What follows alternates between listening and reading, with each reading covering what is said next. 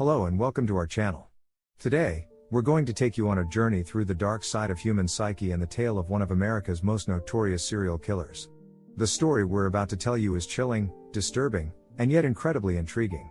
It's the story of Karl Panzram, also known as the Strangler killer, who terrorized the streets of early 20th century America with his ruthless and sadistic crimes. Panzram's story is not just about the crimes he committed, but also about the factors that led to his descent into darkness and the psychology behind his actions. As we delve into this fascinating yet terrifying tale, we'll explore the events that shaped Panzram's life and examine the twisted mind of a man who sought pleasure in taking human lives. If you're ready for a journey into the macabre, then buckle up and join us as we unravel the story of the Strangler killer, Karl Panzram. And at the end of the video, don't forget to subscribe to our channel, give us a thumbs up, and leave your thoughts in the comments below. Now, let's begin. Have you ever heard of Karl Panzram?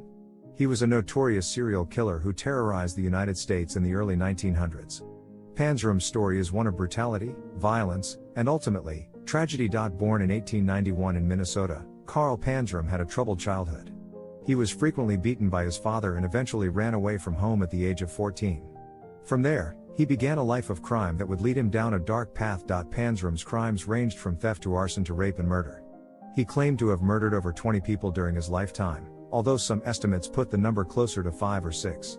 Regardless of the exact number, there is no doubt that Panzram was a dangerous individual who caused immense harm to those around him. Despite his violent tendencies, Panzram was not caught for many years.